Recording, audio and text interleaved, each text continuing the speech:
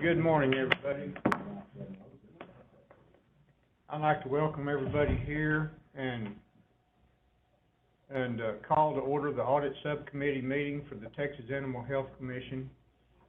And I'd like to welcome all the public participants this morning. We'll now do a roll call for the Audit Subcommittee. Ken Jordan. Here. Leo Vermidal. Here. And I'm Joe Leathers. A quorum is present, and for the record, there is 3 members attending and no one absent. I need an approval of the minutes for the 2021 meeting.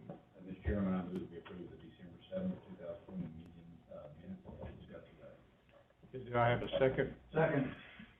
I have a motion and a second. Is there any discussion? If not, all in favor signify by saying aye. Aye. And opposed by no. Motion carries.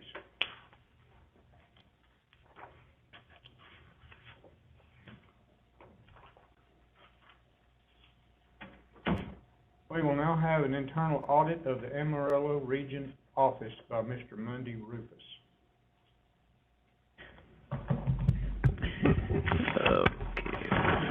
Good morning, Chairman and Commissioners.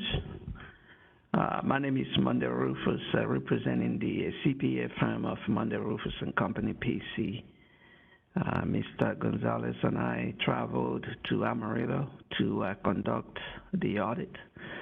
Unfortunately, he's not here today due to the loss of his mother. Her funeral services actually are being held today. All right. We conducted the audit of Amarillo Region Office of the Animal Health Commission with respect to reliability, integrity of information, compliance with rules, policies, procedures, laws, regulations, safeguarding of assets, and economical and efficient use of resources. And our work was as of June 6, 2022. The result of our work disclosed generally that the region has controls in place to ensure reliability and integrity of information, compliance with rules, policies, procedures, laws, regulations, safeguarding of assets, and economical and efficient use of resources.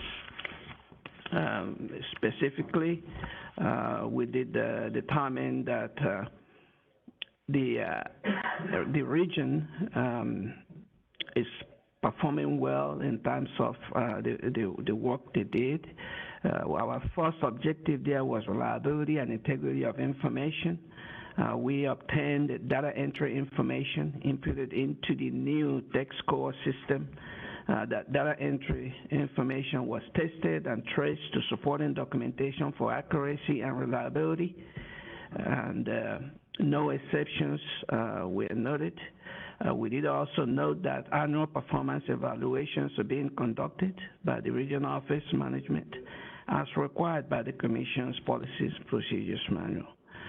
There's also timely employment opportunity EEO training being held there as required by the Commission's Policies and Procedures Manual.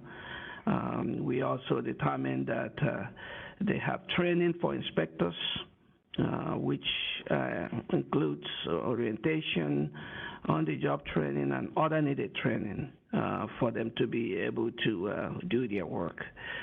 We did also select a sample of e-permits that were issued by a Program Records Department at the Commission's Central Office and then forwarded to the Amarillo Region Office. We did the verification and tested for the attributes that are required by Texas Administrative Code, Title 4, Part 2, Chapter 51, Rule 5.1.1. We noted no exceptions in our testing.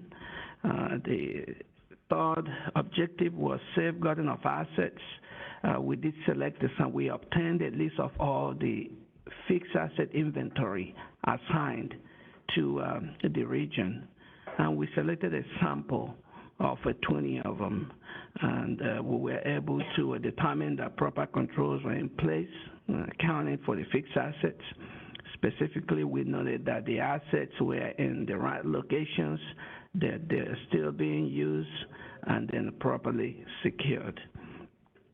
We also noted that the weekly activity reports are being timely submitted electronically by inspectors, and they're reviewed by the supervising inspector. There is also a system in place to ensure monitoring of staff workload. The staff personnel over there are cross-trained to enter data into the tech score database system.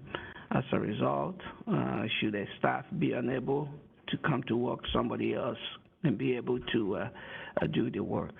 Of note as well is the teleconference meeting that the executive director has every month with all the regions. Based on our interviews with staff, we interviewed inspectors, we interviewed administrative staff, we interviewed the region director, the supervising director, and those teleconferences have been very useful. And it's also ongoing communication being done within the region. All the personnel over there are updated in terms of what is going on within the central office. And I'll be more than happy to entertain any questions that you may have related to the audit. Is looking at turnover of personnel part of your audit, or is that something you don't do? We look into that we actually inquired about it, and they told us that there was nothing abnormal at that particular time that we did the work in terms of turnover. There's nothing abnormal about Not, turnover? yeah, not normal, yes. Any other questions? Mr. Chairman, I move that we approve the internal audit of the Amarillo office discussed today. Second. I have a motion and a second. Is there any discussion? If not, all in favor signify by saying aye. Aye. Any opposed by no? Motion carries.